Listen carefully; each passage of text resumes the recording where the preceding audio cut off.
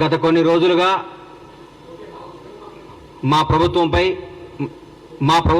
మాట్లాడుతున్నా అన్న, మా ప్రభుత్వంపై గౌరవ మాజీ మంత్రివర్యులు మాజీ ముఖ్యమంత్రి శ్రీ కేసీఆర్ గారి అబ్బాయి అని ఎందుకు అంటున్నానంటే, ఆయన వాళ్ళ నాన్న పేరు చెప్పుకొని రాజకీయాల్లోకి వచ్చారు కాబట్టి, తండ్రి పేరుని అడ్డం పెట్టుకొని అమెరికాలో నుంచి వచ్చి మా నాన్న రాజకీయాలు చేస్తున్నాడు కాబట్టి నేను కూడా చేస్తాను మా నాన్నదని తీసుకొని వాళ్ళ నాన్నగారిని వారసత్వాన్ని పుచ్చుకొని రాజకీయాలు చేస్తున్నాడు కాబట్టి కేసీఆర్ గారి అబ్బాయిగానే మేము చూస్తాం ఆయన్ని.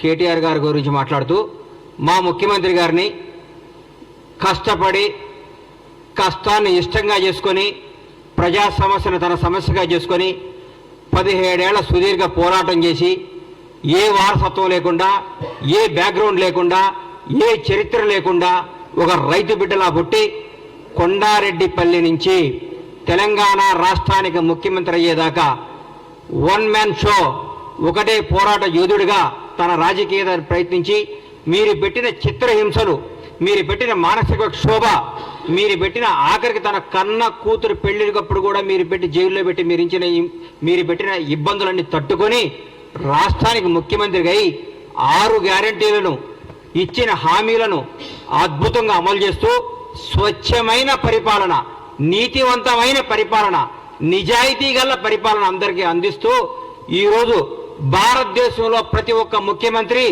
మన ముఖ్యమంత్రి వైపు చూస్తూ రేవంత్ రెడ్డి గారు అద్భుతంగా చేస్తున్నాడు, తెలంగాణ రాష్ట్రంలో పరిపాలన బ్రహ్మాండంగా జరుగుతుంది, నీతివంతమైన పరిపాలన జరుగుతుంది చెప్పుకునే స్థాయికి తీసుకొచ్చినట్టే 2.5 నెలలు 3 నెలలు కూడా కాలేదు. ఈ ప్రభుత్వంలో తట్టుకోలేక బాధపడుతూ కేటీఆర్ గారి చుట్టూ ఏముంటుందంటే, మన చుట్టూ వైఫై ఉన్నట్టు ఆయన చుట్టూ విపరీతంగా ఈగో ఉంటుంది. ఆ ఈగో తెంచుకోవాలంటే కొంచెం కష్టం.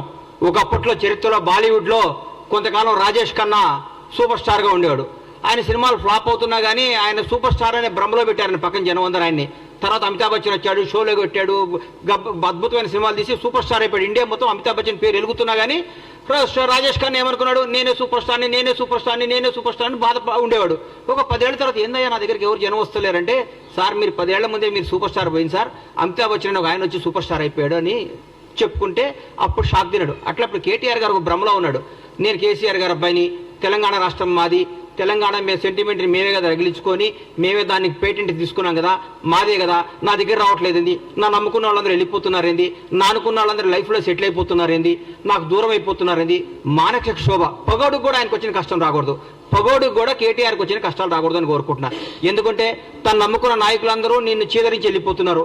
నా అనుకున్న వాళ్ళు, నాతో నా జీవితంలో ఉండాల్సిన వాళ్ళు అందరూ కానీ హ్యాపీగా లైఫ్లో సెటిల్ అయిపోతున్నారు పెళ్లి చేసుకొని. నీదంటూ ఎవడూ లేడు, నీకు చెప్పుకోవడానికి లేదు, నువ్వు రాజకీయ వారసత్వంగా రాజకీయ నాయకుడిగా డిజాస్టరు. టీఆర్ఎస్ పార్టీ కూడా రేపొద్దున బీఆర్ఎస్ పార్టీ మాకేమన్నా ప్రత్యర్థిగా ఏమైనా మాట్లాడితే మేము ఆశ్రయాలంటే హరీష్ రావు గారు ముందుకు వస్తున్నాడు. హరీష్ రావు గారు మాకు ప్రత్యర్థిగా మా ముఖ్యమంత్రి గారితో మాట్లాడటానికి ఆయన సరిపోతున్నాడు. మీరు దేనికి, మీ పార్టీ నాయకులే మిమ్మల్ని మీరు దేనికి పనికిరారు, దేనికి పనికిరాని దద్దమ్మని మీరు మీ వాళ్ళే చెప్పుకుంటున్నారు. పైగా మీరు ఎక్కడ సెక్స్ అయ్యారంటే ఒక 300-200 యూట్యూబ్ ఛానల్స్ పెట్టుకొని వాళ్ళతో ప్రత్యేకంగా తిట్టేయటం, వాళ్ళని తిట్టేయటం, రేవంత్ రెడ్డి గారిని తిట్టేయటం, కాంగ్రెస్ వాళ్ళని తిట్టేయటం, కాంగ్రెస్ తప్పులు. మీ దగ్గర మీ మున్సిపల్ మంత్రిగా ఉన్న మీ ఆధీనంలో 1, 2, 3, 5వ స్థాయిలో ఉన్న బాలకృష్ణ అనేవాడిని పట్టుకుంటేనే 1000 కోట్లు 2000 కోట్లు దొరికినాయి.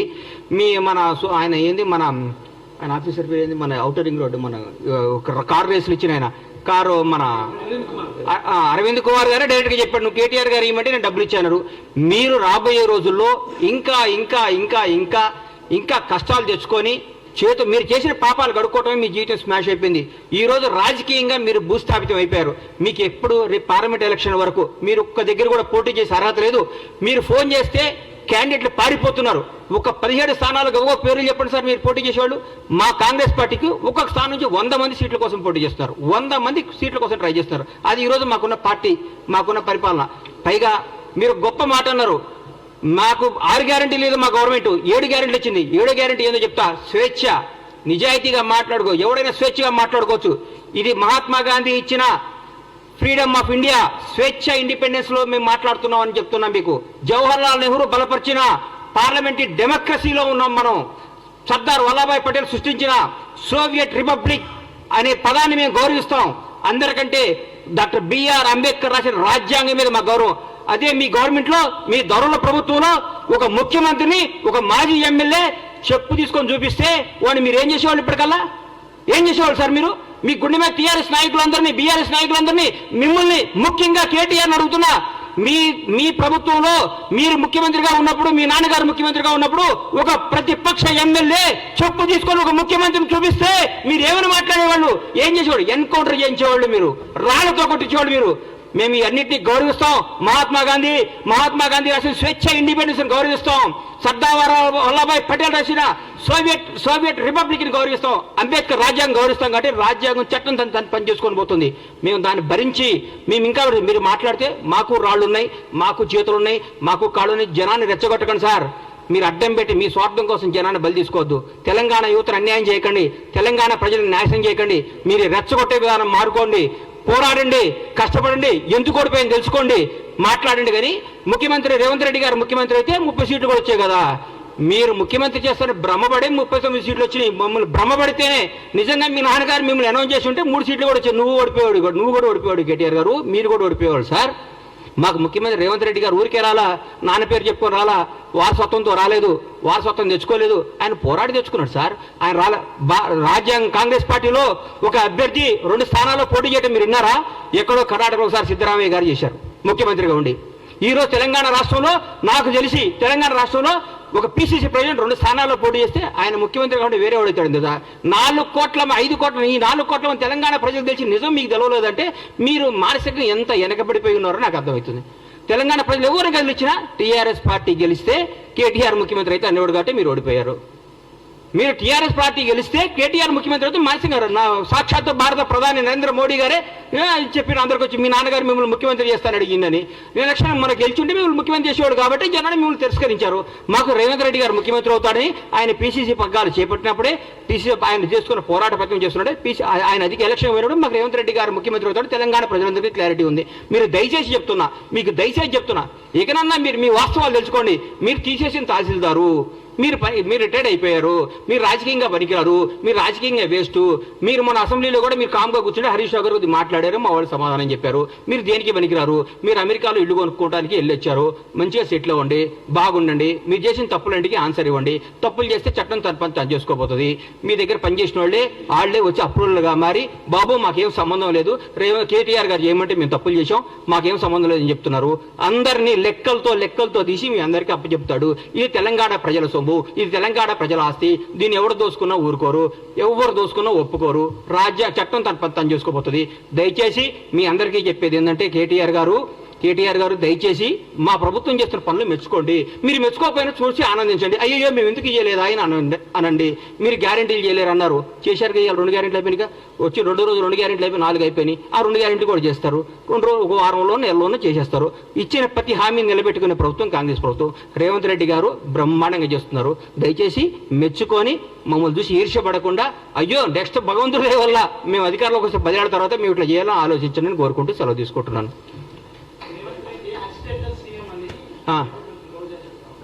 రోజా ఏం చెప్పారండి? రోజా గారి గురించి, రోజా డైమండ్ రాణి, ఆమె గురించి ఏం మాట్లాడతాం? ఆమెకు సీట్ వస్తుందో రాదో డౌటు. రోజా రేవంత్ రెడ్డి యాక్సిడెంటల్ సీఎం కాదు. ఆమె ఎవరి దగ్గర పనిచేస్తుంది? ఆయన యాక్సిడెంట్ సీఎం. రేవంత్ రెడ్డి గారు ఫైటర్. రేవంత్ రెడ్డి గారు ఫైటర్, పోరాడిన యోధుడు. భారతదేశంలో ఇట్లాంటి యోధులు చాలా తక్కువ మంది ఉంటారు. ఈయన యోధుడు. ఈయన పోరాడి కష్టపడి తనేందో నిరూపించుకొని ముఖ్యమంత్రి పదవి తెచ్చుకున్నాడు. యాక్సిడెంటల్ సీఎం అయితే నాన్నగారు చనిపోతేనో, నాన్నగారు వారసత్వం వస్తేనో, ఇంకోటి వస్తేనో, నీలాగా పులుసు వండి పెడితేనో వస్తుంది. నువ్వు పులుసు వండి పెట్టావు కాబట్టి నువ్వు పులుసు పాపవు. నువ్వు వదిలే, నువ్వు రేపో మాపో మాజీ అవుతావు. ఆ మాజీ ఈ మాజీ కలిసి పెట్టి ఇక్కడ వచ్చి జబర్దస్త్ ప్రోగ్రామ్ చేసుకుంటా, పగల జబర్దస్త్ షూటింగు, నైట్ పూట ఏమో మాజీలు కలిసి తాజాగా కేజీలు తెచ్చుకొని పులుసు వండుకొని పెట్టుకోను. అంతేగాని మా ముఖ్యమంత్రి అనే స్థాయి నీది కాదమ్మా తల్లి. నువ్వు స్థాయి కాదు, నువ్వు ఐటెం రానివి, నువ్వు ఐటెంలానే ఉండు.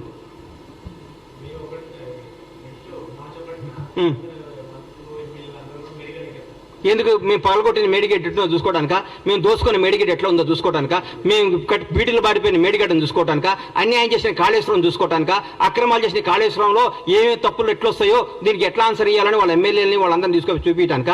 పగిలిపోయింది కదా, పగిలిపోయిందా? మేము పగలగొట్టామా? మా ముఖ్యమంత్రి గారు మా ఎమ్మెల్యేలు మా మంత్రులపై పగలగొట్టి మీరు చూపించామా? మీరు కొట్టిన దాంట్లో పగిలిపోయింది, తప్పు ఒప్పుకోండి, దీన్ని బాగు చేయండి రా మా ప్రభుని ముఖ్యమంత్రి గారిని కోరుకోండి. దాన్ని ఎట్లా రిపేర్ చేయాలో, దాన్ని ఎట్లా ఓవర్కమ్ కావాలో, దాని ప్రజలకు ఎట్లా న్యాయం చేయాలో ఆలోచిస్తున్నాం. కానీ మీరు మేడిగడ్డ చూస్తేంది, పగిలిన మేడిగడ్డ అతుక్కుంటుందా? ఎట్లా ఎదుగు చూడండి, తప్పేముంది? మొన్నే రమ్మన్నారుగా ముఖ్యమంత్రి గారు మిమ్మల్ని అందరినీ ప్రతి ఒక్కరిని ఆహ్వానించారు కదా. ఆ రోజు తప్పించుకొని ఈ రోజు వస్తా అంటే మీరు ఎప్పుడైనా రండి. ఎవరిని? సీఎం గారు రాష్ట్రానికి ముఖ్యమంత్రి, బీఆర్ఎస్ పార్టీలో ఆయన ఎంప్లాయ్ కాదు. బీఆర్ఎస్ వాళ్ళు ఈయన చెప్పినప్పుడు వాళ్ళు రావాలి. చెప్పండి, రోజు ముఖ్యమంత్రి గారు టైం తీసుకోండి, ముఖ్యమంత్రి గారు వాళ్ళు తీసుకుని పోతారు, మళ్ళా చూపిస్తారు. మా ప్రజాప్రతినిధులందరూ మా ముఖ్యమంత్రి గారి నేతృత్వంలో అందరినీ తీసుకుని పోతారు. మీరు టైం చెప్పేందుకు రారు. మార్చి 1వ తారీఖు పని ఉందని చెప్తాం కాదు కదా. ఒకరోజు టైం పెట్టుకోండి, ముఖ్యమంత్రి గారిని రండి, సార్ మేమేం తప్పు చేసాం చూపించమనండి. ఆయన పక్కాగా తీసుకుపోయి మీ అన్ని సమస్యలు చూపిస్తాడు మీకు ఆయన. థ్యాంక్ యూ అన్న.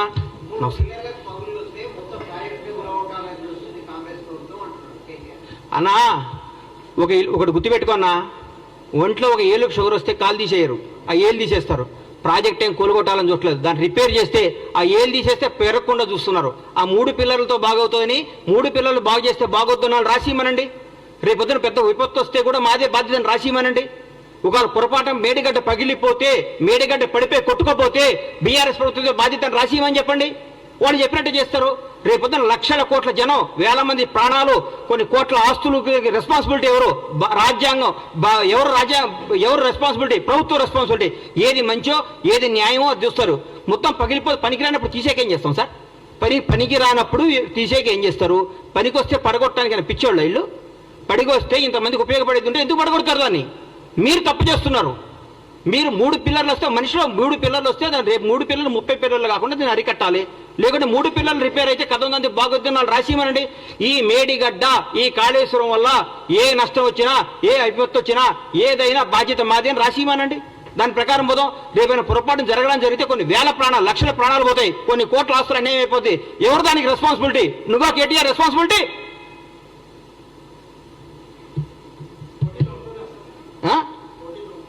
మా ముఖ్యమంత్రి గారు ఏం చెప్తే అది, మా పార్టీ ఏది ఆశిస్తుంది. నేను రేవంత్ రెడ్డి గారు ముఖ్యమంత్రి అవడం, కాంగ్రెస్ పార్టీ అధికారం అవడంలో చాలా హ్యాపీగా ఉన్నా. మా పార్టీ ఏది ఇస్తే అది, కార్యకర్తగా సంతోషంగా ఉన్నా. రాబోయే 10 ఏళ్ళు కాంగ్రెస్ పార్టీ అధికారంలో ఉండాలని నేను చూసుకుంటున్నా. కాంగ్రెస్ పార్టీ అధికారంలో ఉంటుందని ఆశపడుతున్నా. బ్రహ్మాండంగా ఉంటుంది, బ్రహ్మాండంగా చేస్తాను మీ అందరికీ హామీ ఇస్తున్నా.